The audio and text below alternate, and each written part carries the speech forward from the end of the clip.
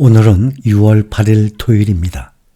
미국의 증시가 5월 비농업 고용이 여전히 탄탄하다는 소식에 미국의 증시 3대 지수가 모두 하락 마감했습니다. 장 초반에 S&P 500 지수가 5,375를 기록하면서 역대 최고치까지 경신했는데 하락세로 돌아섰고, 마찬가지로 최고치를 기록했던 나스닥 지수도 2거래일 연속 지수가 내려가고 있습니다. 오늘 다우지수 0.22% 하락, S&P 500 지수 0.11% 하락 5,346, 나스닥 종합지수는 0.25% 하락해서 17,129, 필라델피아 반도체는 0.29% 하락 5,286을 기록 중입니다. 시총 상위 대형 기술주들을 보면 애플만 제외하고 모두 하락했습니다. 하락의 폭은 그렇게 크진 않았습니다. 엔비디아가 0.1% 정도 하락, 또 매그니피센트 7 종목들 마이크로소프트, 아마존, 메타, 알파벳, 테슬라 각각 0.16, 또 0.4, 0.26 이렇게 조금씩 일제히 내렸습니다. 애플은 다음 주 애플 인텔리전스라 불리는 새로운 인공지능 시스템을 발표할 예정인 것으로 전해지면서 1.24% 상승세로 거래를 마쳤습니다. 현재의 시가총액 규모 1위 기술정보기업 마이크로소프트가 인공지능 시장의 주도권을 다시 잡고 주가는 앞으로 더 높아질 거란 분석이 나오고 있습니다. 투자기업 오펜하이머는 오늘 마이크로소프트와 파트너십을 체결하고 있는 인공지능 연구업체 오픈 AI가 차세대 초거대 AI 모델 GPT-5를 금년 말 내에 출시할 것으로 보인다면서 마이크로소프트와 오픈 AI가 함께 생성형 AI 분야 리더십을 더욱 공고히 할 것이라고 전망했습니다.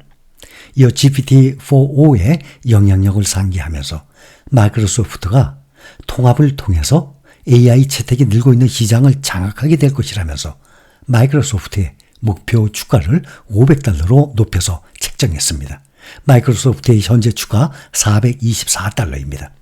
오펜하이머는 마이크로소프트, 오픈 AI가 특히 대형 언어 모델 시장에서 지배력을 강화할 잠재력이 크다고 분석했습니다.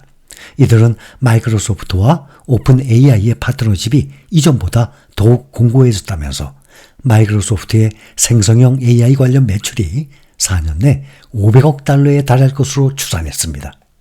그러면서 마이크로소프트는 오픈 AI와의 파트너십을 통해서 클라우드 시장 점유율을 전망치보다 높일 수 있다고 내다봤습니다.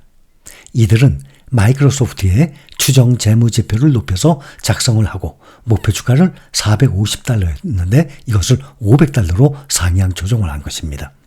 마이크로소프트 주가가 0.16% 하락해서 $423.85에 거래를 마쳤습니다. 현재 마이크로소프트의 시가총액 규모가 3조 1,550억 달러, 이어서 2위 애플 2조 9,820억 달러, 3위 엔비디아 2조 9,760억 달러, 2위 애플과 3위인 엔비디아의 시가총액 차이가 겨우 60억 달러 차이가 납니다. 이 정도 차이라면 하루만 해도 뒤집힐 수가 있습니다.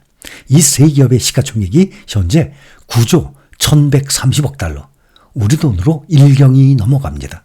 약 1경 2,300조입니다. 보통 우리 국내 보면 삼성전자만 400조대죠. 그것도 삼성전자만 혼자 아주 오랫동안 1등을, 그것도 월등히 1등을 유지하고 있습니다. 근데 미국은 1, 2, 3등이 계속 이렇게 짧은 시간에 바뀌고 있습니다. 그 외에 웬만한 기업들은 다들 몇십조 정도 되죠.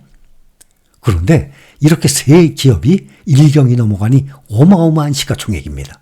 세계 2위의 시장인 중국 증시 9조 달러를 넘어선 상태입니다. 미국의 인공지능 칩 개발 업체 엔비디아가 이번 주 미국 증시에서 가장 과매수된 종목 중 하나로 나타났습니다. 엔비디아는 이번 주 들어서 미국 증시에서 9번째로 과매수된 종목이 나왔습니다. 이번 주 과매수 상위 종목 중에서 1위가 코스트코였습니다. 코스트코의 뒤를 이어서 T모빌, 월마트 순이었습니다.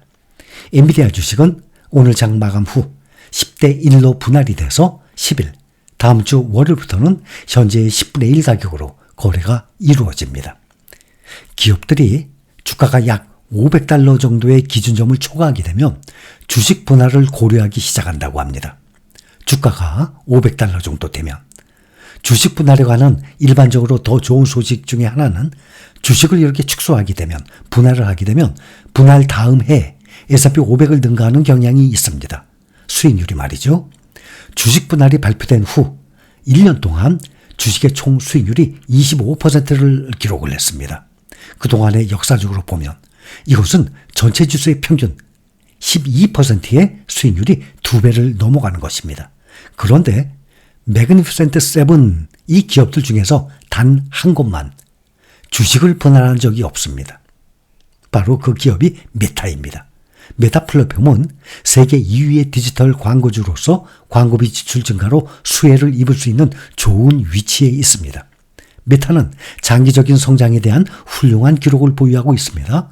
지난 10년 동안 매출이 1150% 증가했고 순이익은 1460%나 증가했습니다. 이로 인해서 주가가 S&P 500 수익률의 3배 이상인 656% 이상 상승한 상태입니다. 그러나 현재 주식은 뛰어난 성과에도 불구하고 S&P 500과 동등한 27배 정도의 수익에 거래되고 있는 것입니다. 현재 주가가 약 $493인 메타가 기업들이 주식 분할을 고려하기 시작하는 $500 인계값에 거의 접근하고 있는 상태입니다. 인공지능 열풍이 미국 주식시장 랠리를 이끌면서 투자 가능 자산이 $100만, 우리 돈으로 약 13억 8천만 원 정도 이 이상인 부유층수가 지난해 60만 명이나 늘었다는 분석이 나왔습니다. 지난해 미국의 백만장자 수가 2022년 대비 60만 명, 7.3% 증가한 750만 명을 기록했다고 나와 있습니다. 미국의 백만장자 증가세는 세계 어느 지역보다도 두드러졌고 이들이 보유한 자산의 합은 2022년보다 7% 더 커진 26조 1천억 달러에 달했습니다. 백만장자 기준을 총 자산에서 주 거주지, 부동산이죠. 또 수지품, 내구 소비재 등을 제외하고 투자 가능한 자산이 $100만 이상인 사람들로 제한을 한 것입니다. 미국의 금리가 여전히 높은 수준이지만 수조 달러에 달하는 정부 지출과 경기 부양책이 강세장과 결합을 해서 미국의 돈 버는 기계, 이 돈 버는 기계들에게 지속적인 힘을 실어줬다라고 CNBC가 해석을 했습니다. 특히 부의 사다리 꼭대기에 있는 초상류층의 자산이 가장 빠른 성장세를 나타냈습니다. 그러니 돈이 돈을 벌어오는 것입니다. 전 세계적으로 초고액 자산가 수는 백만장자 인구의 약 단 1%에 불과합니다. 그러나 이들이 백만장자 전체 자산의 34%를 차지하고 있어서 부유층 사이에서도 부의 집중화 현상 확연하게 드러납니다. 그 다음 미국 다음으로 아시아 태평양 지역이 4.8%의 백만장자 증가율이 높았고 이어서 유럽 4%, 남아메리카 2.7%, 또 중동은 2.1% 순이었습니다. 아프리카는 0.1% 줄어들었습니다. 이렇게 보고서에 따르면 이들 부유층은 안전한 금고에서 돈을 꺼내서 공격적 투자에 나서고 있는 양상을 보였습니다. 이것이 중요합니다. 말씀을 드리다시피 돈이 있는 사람들일수록 투자를 하게 됩니다. 돈이 없는 사람들일수록 돈이 없어서 투자를 못하는 게 아닙니다. 그 사람의 마인드를 얘기하는 겁니다. 대부분 부자들은 대부분 투자를 많이 합니다. 돈이 많아서 투자하는 것이 아니라 투자를 했기 때문에 돈이 그렇게 불어나는 것입니다.